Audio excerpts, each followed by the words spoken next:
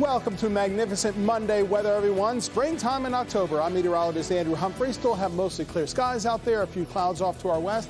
How long can we keep this mild weather going? More on that, your 7-day forecast, your Halloween forecast, first at 4. 2 young lives tragically lost as a fire breaks out in a Grosse Pointe home.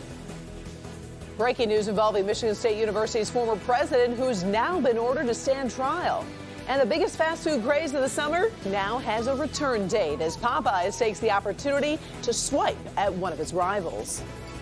Live from downtown Detroit, home of WDIV and Click on Detroit, Local 4 News First at 4 starts now. I'm Karen Drew. Let's start first at 4 with a tragedy in Grosse Pointe. Fire broke out at a home near Kercheval and Mack, and 2 boys inside did not make it out alive. Jason Colthorpe is at the scene where neighbors are still in shock over what they heard.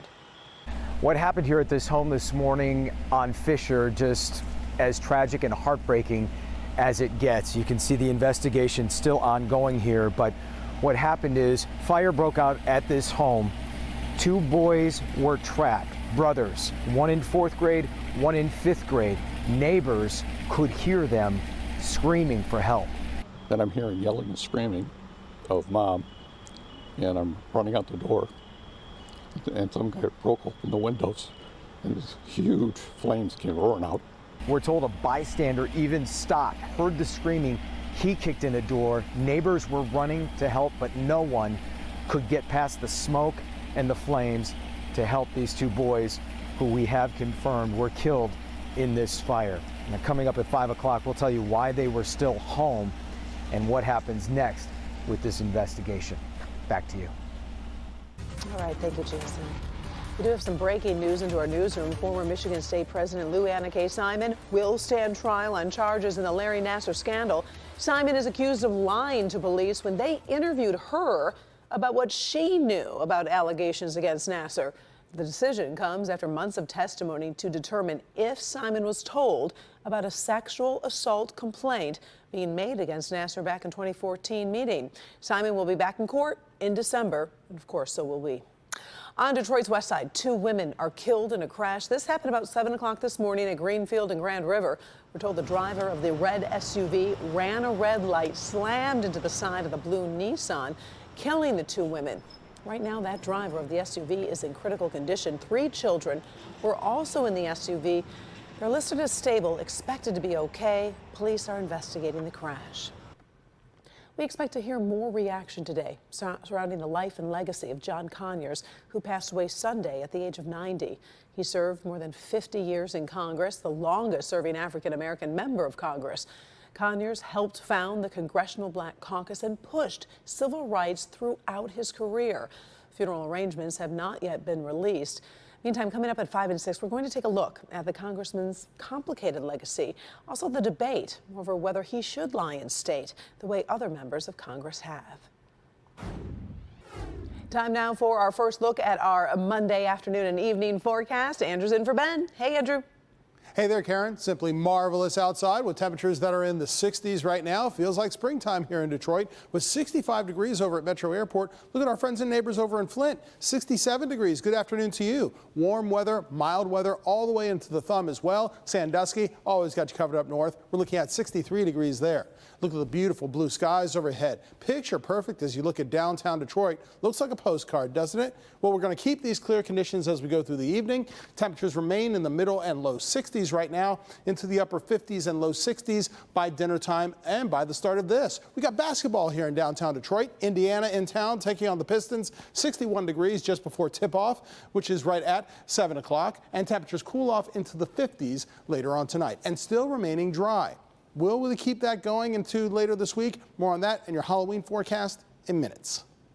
Wildfires burning in California this afternoon and the number of fires growing with the latest blaze in the city of Los Angeles. Kimberly Gill in the newsroom with the latest. Kim. Hi, Karen. Good afternoon. That latest fire in Los Angeles has forced thousands of people out of their homes, including a number of celebrities. But it's only the latest in a growing number of fires up and down California and what one elected official calls the new normal. The Kincaid fire north of San Francisco is the biggest.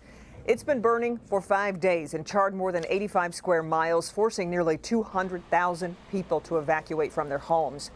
As a safety precaution, electricity has been cut off to more than 1 million people in the area. There are 17 wildfires in California that are burning right now. The newest one broke out this morning in Los Angeles. It forced evacuation orders for nearly 10,000 residential and commercial buildings, forcing celebrities such as basketball star LeBron James to leave his home. LA's mayor says the fires are now becoming routine. There's no question that we're seeing this year after year, that this is the new normal.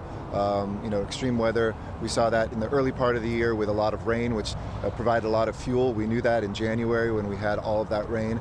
And also what we've seen year after year, the hottest years on record, some of the most extreme shifts in weather, whether that's winds or the high temperatures in recent days.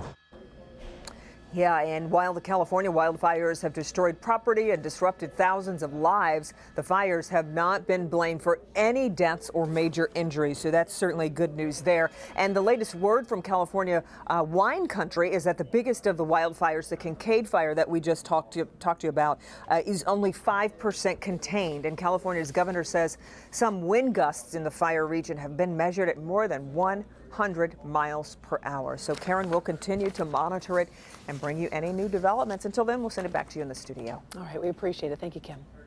First at 4, we're on top of stories making headlines all across America on your Monday afternoon. President Trump is defending his decision not to tell Democrats about this weekend's mission to take down ISIS leader Abu Bakr al-Baghdadi. The president says he was concerned with what House Intelligence Chairman Adam Schiff might do with that information. They were talking about why didn't I give the information to Adam Schiff and his committee? And the answer is because I think Adam Schiff is the biggest leaker in Washington. You know that, I know that, we all know that. I've watched Adam Schiff leak. He's a corrupt politician. He's a leaker like nobody's ever seen before. 100 special operations forces were involved in that mission, which included helicopters, jets, and drones. President Trump watched that mission happen. Baghdadi was the founder of ISIS. Meantime, former Deputy National Security Advisor Charles Kupperman did not appear to testify before House committees leading the impeachment inquiry into President Trump. Kupperman didn't show after the White House blocked his appearance. Congressman Adam Schiff says Kupperman's absence could be criminal. I think we can infer from the White House opposition to Dr. Kupperman's testimony that they believe that his testimony would be incriminating of the president. It is also, I think, very plain, additional and powerful evidence of obstruction of Congress and its lawful function by the president. The White House is waiting for a federal judge to rule whether Kupperman has to testify under a congressional subpoena. Overseas, a man has died after crews were unable to rescue him from this 290-foot chimney. Now, this happened in northwest England. Crews used a helicopter to try and rescue that man. In the video, you can see he's dangling upside down by his leg. We're told he was up there for hours. Fire department officials are unsure how the man got trapped on top of the tower. So have you seen this? A bus ends up in a sinkhole in downtown Pittsburgh. The back of the bus was swallowed up by a sinkhole, leaving it sticking out of the street at an angle. Only 2 people were on the bus when it happened. Both made it off safely. The one passenger was taken to the hospital with minor injuries. Crews shut down the surrounding area to get that bus out.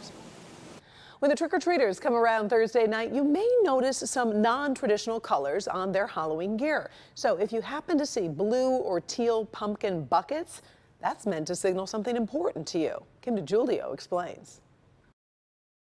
This Halloween, as you prepare to hand out candy to trick-or-treaters, you're going to want to pay special attention to the color of the candy bucket that children are carrying. As ghosts and goblins invade your doorstep this Halloween, some of those trick-or-treaters could be children with autism. You would know because there's a good chance they will be carrying a blue bucket or jack-o'-lantern. I think that increased awareness is so important, and it's just a sign that people are becoming more aware of autism and autism spectrum disorders.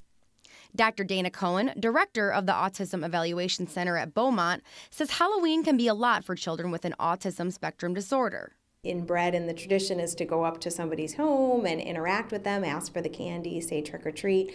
Even that could be difficult and anxiety-provoking. Along with the social expectations that Halloween brings, Halloween costumes and decorations can be a lot to handle too. If there's lots of decorations around, if if there's a lot of noise, even temperature changes, things like that, any kind of sensory input can be overwhelming to them. Dr. Cohen says if you do see that blue candy container, it doesn't mean that you have to treat that child any differently.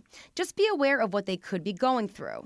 I would initially treat them like I treat everybody else, which is just, hi, trick or treat, I love your costume, and see kind of gauge their response. And if there isn't a response, or if it's something that you're not expecting, to just give the candy and move on, give a smile.